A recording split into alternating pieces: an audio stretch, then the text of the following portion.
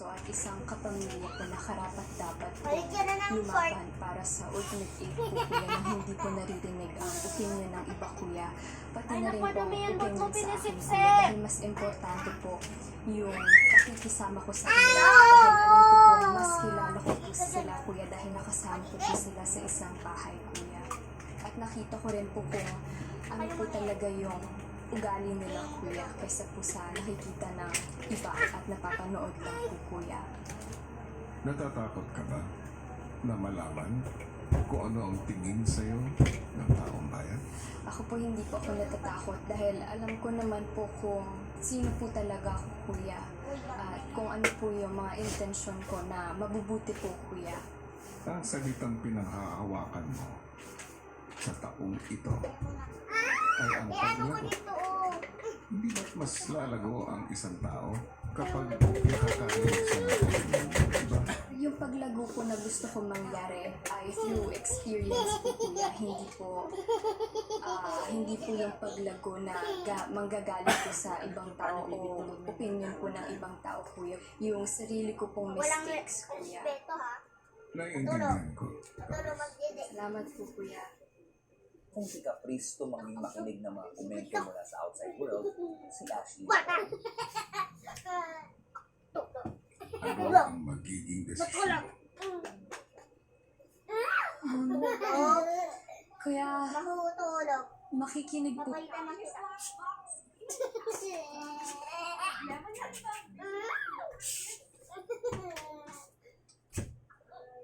Tao po kuya sa kung sino po kuya yung dapat po makakuha po nung big ticket po kuya papunta po sa big jump po kuya para hindi lang po yung sarili ko pong perspective po kuya.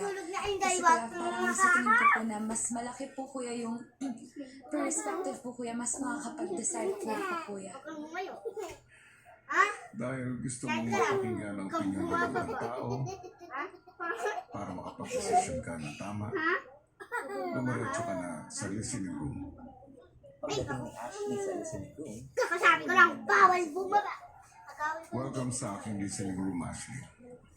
Thank you po kuya. Dito, mapapakinggan mo ang mga boses mula sa outside world.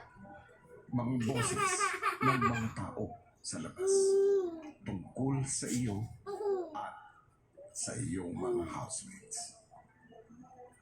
sa loob ng listening room ay dalawang klase ng boses ang maaari nilang marinig. Ang boses ng supporters at boses ng bashers.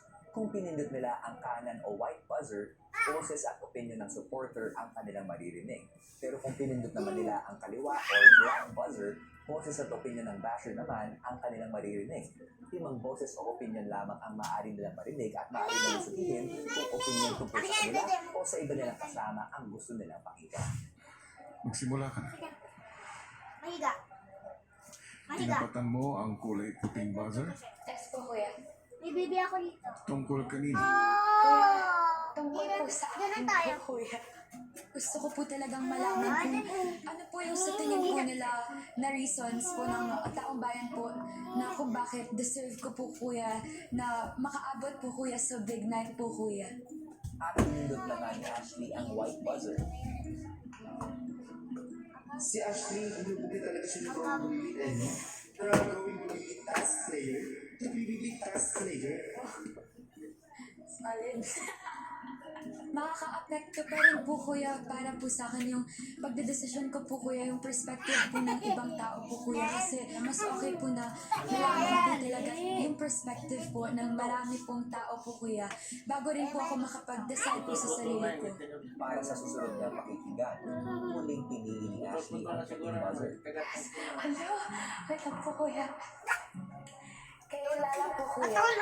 Kuya, pinili ko po yung narinig po yung ibang opinion po ng ibang tao po sa other housemates po kuya. Kasi po, yun po yung mga tao na nasa isip ko po or sa tingin ko po na deserve din po kuya yung big ticket po sa big jump po kuya. Sila! So, for sa girls, siya ang big winner ko. Gusto ko pong malaman kung nasa, yun nga po kuya, same page po kami kuya ng perspective or tingin po dun sa mga housemates po na yun kuya. Para sa susunod na pakikinggan ni Ashley, Kuya sa kanan po kuya. Kaya puro po positive comments po kuya yung gusto ko pong maringgan kasi sa tingin ko po sa ngayon po na, nga po, na nasa loob po kami ng bahay, parang hindi po makakatulong po ngayon yung mga negative comments po kuya. Para pa rin po sa akin po, kuya. I also appreciate her personality. She's one of those people that can very beautiful to her personality. At this point kuya, ayoko na po muna ding i-doubt po kuya yung mga ginagawa ko po or